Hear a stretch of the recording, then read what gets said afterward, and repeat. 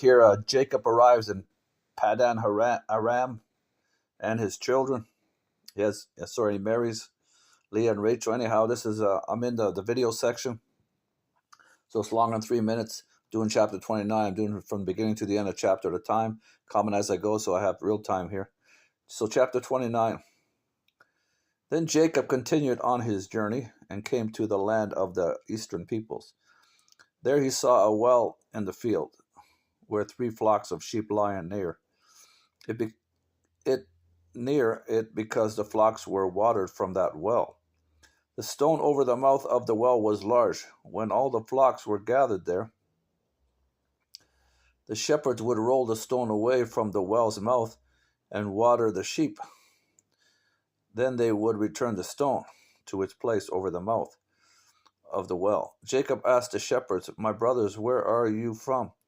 "We're from Haran," they replied. He said to them, "Do you know Laban, Nahor's grandson?" "Yes, we know him," they answered. Then Jacob asked them, "Is he well?" "Yes, he is," they said. "And here comes his daughter Rachel with the sheep."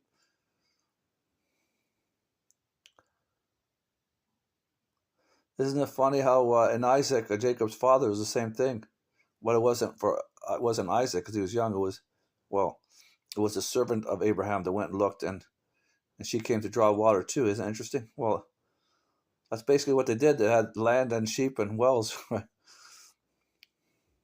Then Jacob asked him, "Is this as well?" Yes, he is.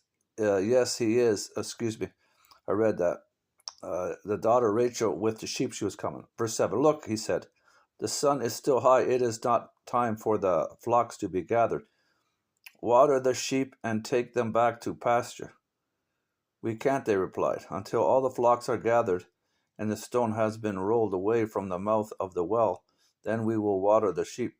While he was still talking with them, Rachel came with her father's sheep, for she was a shepherdess. Because he had 2 daughters. I don't think he had a son. I don't know. Anyhow, that'd be her father, Laban, I think it is. Yeah. Verse 10, when Jacob saw Rachel, daughter of Laban, his mother's brother, so it was his cousin. Because remember, I just said that Laban was a brother of Rebekah, who married Jacob's father, Isaac, his mother's brother, and Laban's sheep. He went over and rolled the stone away from the mouth of the well and watered his uncle's, sheep. Verse 11, then Jacob kissed Rachel and began to weep aloud. Well, that must have been a custom at the time, right? Throughout many generations, through time, a welcoming kiss, a goodbye kiss. Verse 12, he had told Rachel that he was a relative of her father and a son of Rebekah. So she ran and told her father. As soon as Laban heard the news about Jacob, his sister's son, Rebekah, he hurried to meet him. He embraced him and kissed him and brought him to his home. They didn't see much of each other back then. They're really far apart. Well, in this case, they were, because Abraham moved because of God's promises and on and on. He embraced him, Laban embraced Jacob and kissed him and brought him to his home. And there Jacob told him all these things. Then Laban said to him, you are my own flesh and blood. It was his uncle. After Jacob had stayed with him for a whole month, Laban said to him, but Laban was a shyster, you'll see here. A fooler, like to fool people. Verse 15, Laban said to him, Jacob, just because you are a relative of mine, should you work for me for nothing? Tell me what your wages should be. Now Laban had 2 daughters. The name of the older was Leah, and the name of the younger was Rachel. Verse 17, Leah had weak eyes, but Rachel was lovely in form and beautiful. I don't know what it means by weak eyes, but I would assume that that's, it says here, hang on, let me see this. Or it says delicate. She had nice eyes. I assume, but it says delicate. Or excuse me, delicate eyes, weak eyes, delicate eyes. I don't know what that fully means. She couldn't see too good because it says weak, delicate. But Rachel was or not too comely, because it compares here with, but Rachel was lovely in form and beautiful. So weak, delicate. I don't know why they. Anyhow, either way, by virtue of the comparison here, it's probably not as strong or good looking as Rachel, but Rachel was lovely in form, because it says, but in spite of that, Rachel was lovely in form and beautiful. Verse 18, Jacob was in love with Rachel and said, I'll work for you 7 years in return for your younger daughter, Rachel. Laban said, it is better that I give her to you than to some other man. Stay here with me. Verse 20, so Jacob served 7 years to get Rachel, but they seemed like only a few days to him because of his love for her. 21, then Jacob said to Laban, give me my wife, my time is completed, and I want to lie with her. I want to have sexual relations with her. He told that to Laban, I guess. In other words, marry her, yeah. 22, so Laban brought together all the people of the place and gave a feast. But when evening came, he took his daughter Leah and gave her to Jacob instead of Rachel, the older one. And Jacob lay with her, and Laban, well, I guess her head was covered, plus he probably was drinking. And Laban gave his servant girl Zilpah to his daughter Leah as her maidservant. Remember, they had no rights, they're basically bondwomen. Verse 25, when morning came, there was Leah. So Jacob said to Laban, maybe he's been drinking, her face was covered, you know. So Jacob said to, I'm not a fashionista with that veil and head dress, whatever they call it. Verse 25, when morning came, most likely, right, there was Leah. So Jacob said to Laban, what is this? He's a trickster. You have done, we need to change the page here. To me, I served you for Rachel. Excuse me, I got an itchy eye here. I served you for Rachel, didn't I? Question mark. Why have you deceived me? Question mark. Laban replied, it is not our custom here to give the younger daughter in marriage before the older one. Finish this daughter's bridal week, then we will give you the younger one also in return for another 7 years of work. Okay, I just stop it there before verse 28 because I didn't want to comment.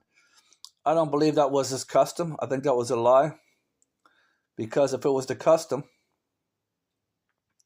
well, why would Jacob need to work another 7 years for Rachel? You get it? He did it on the first agreement for Rachel, not for Leah. Right? So he was shystered. He was hoodwinked. He was fooled. So if it was the custom, what right does he have to say to just give Rachel too? You get it? He purposely, I think, made that lie to get 14 years out of him. Verse 28, and Jacob did so because he loved Rachel. Another 7 years. He finished that week with Leah, and Laban gave him his daughter Rachel to be his wife. 29. Laban gave his servant girl also, custom, Bilhah, gave one to Leah to be her servant, and to Rachel. Laban gave his servant girl Bilhah to his daughter Rachel as her maidservant. And Jacob had, you'll see eventually, had children from all four, and they're all part of the 12 tribes. You'll see as the story goes. Anyhow, it goes on back and forth quickly. Rachel couldn't have children, so she had it first through Bilhah, a couple, and then she had her own too, Joseph and Benjamin. That's why Jacob loved them two the most, especially Joseph the older, because they were his biological from the only wife he wanted, Rachel, and not from Leah, and not from any of the maidservants for each one had. You get it? Understand? Okay, verse 30. Jacob had sexual relation with Rachel also, and he loved Rachel more than Leah, and he worked for Laban another 7 years. You'll see here, Leah was depressed, and she named her children accordingly because what's the word? Her misery, or the noun, the misery. That's why you don't have two people, two wives. God said, one man, one woman in the garden, and a man should leave his father, mother, cleave to his wife. I don't care I don't believe the custom, if it was or not, either way, he screwed him, he wronged him, formal English today, for another 7 years out of him. And Leah suffered because Jacob only wanted Rachel, right? So her father, for wanting 14 years instead of 7, screwed up Leah's life. You know what I mean? Marrying a man who only wanted the younger. Everyone suffered in this world for somehow, some way, man or woman. Verse 31, Jacob's children, it says here to capture. When the Lord saw that Leah was not loved, he opened her womb, but Rachel was barren. Maybe to give her some love in the meantime, acceptance, and downplay Rachel for a while. Verse 32, Leah became pregnant and gave birth to a son. She named him Reuben. For she said, it is because the Lord has seen my misery. Surely my husband will love me now. 33, she conceived again, and when she gave birth to a son, she said, because the Lord heard that I am not loved, he gave me this one too. So she named him Simeon. 34, again she conceived, and she gave birth to a son. She said, now at last my husband will become attached to me, because I have borne him 3 sons. So he was named Levi. Verse 35, she conceived again, and when she gave birth to a son, she said, this time I will praise the Lord. So she named him Judah. Then she stopped having children. That was 4. That's it. That's it. I'm in. That's chapter 29. Okay. Please watch all my videos, like, share, and everything. Because I want to spread the gospel to the whole world. That's what I want, not the money thing so much. I'll probably give that away and make a little bit. Unless I ever make a lot, then I'll just give it to family members. Or my daughter, you don't want to disown me. I'm joking, but I want to spread the gospel is my main thing. Okay, so please do that. Thank you. Okay, bye.